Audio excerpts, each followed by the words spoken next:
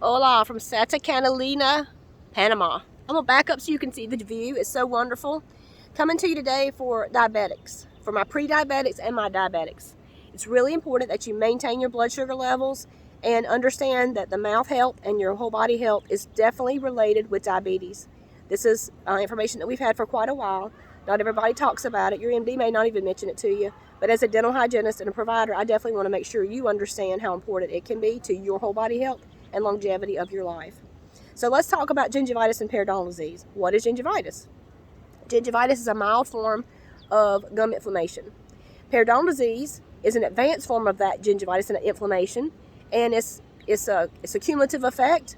It can start to affect your bone levels, separation of your gum and your bone from your teeth, which eventually can mean tooth loss. What it means in the meantime is whole body inflammation. I often describe a piece of plaque or hardened tartar as a splinter.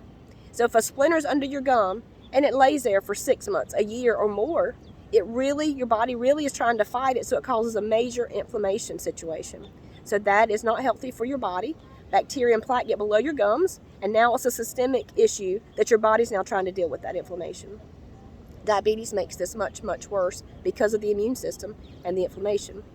So the all systemic link, the diabetes affects your body by your body's trying to regulate sugar levels and keep them normal. When your sugar levels are elevated for over a period of time, over many years, elevated up and down every day, it can cause inflammation and your immune system to be reduced. So if your immune system isn't working properly, then your whole body's going to know it. So it increases the risk of infection. Now, your impact on your diabetes on oral health, when you have diabetes, you're more prone to gum infections because of the immune system and the inflammation. Your body's less able to fight infections. High blood sugar can lead to dry mouth and can increase the risk of cavities. So it's important that you take good care, and we'll talk about that in just a minute and what you should do to try to help yourself. It's crucial for you, if you have diabetes, to take really, really good care of your teeth and gums. So teeth and gums, and we'll go over that in just a minute. The flip side, so from the mouth down, if you have poor oral health, it can negatively affect your diabetes control. If your mouth is inflamed from plaque and tartar, calculus, and those little splinters are under your gums and affecting your body, it's definitely in your bloodstream. Now your body is trying to regulate sugar levels, and it's trying to reduce the inflammation that's being sent down every single day. And a body's pretty awesome, but it can only do so much. So diabetes can increase the risk of gum disease, and gum disease can make diabetes harder to manage. So very, very, very important to understand. All right, the good part, how can we help you? How can you improve your oral health so you don't have that inflammation and that disease effect from the whole body? Brush twice a day.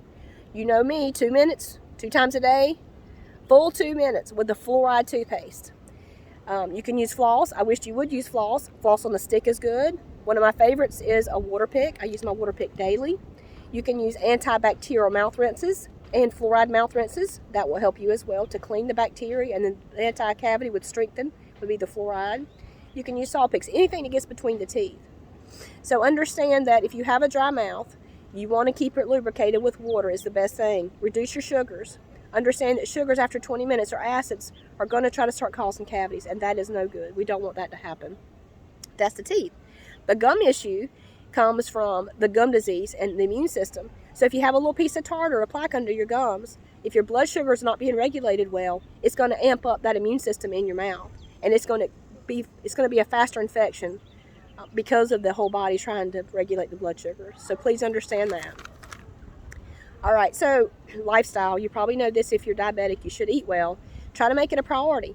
Don't get bogged down with trying to do everything perfectly. We are not perfect. None of us are. So we definitely just want to make small strides in improving our oral health.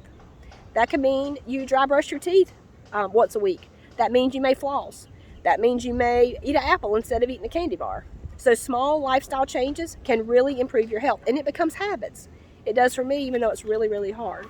So definitely eating good food, doing your oral care daily is very important. So I encourage you to do that, especially when you have diabetes or pre-diabetic.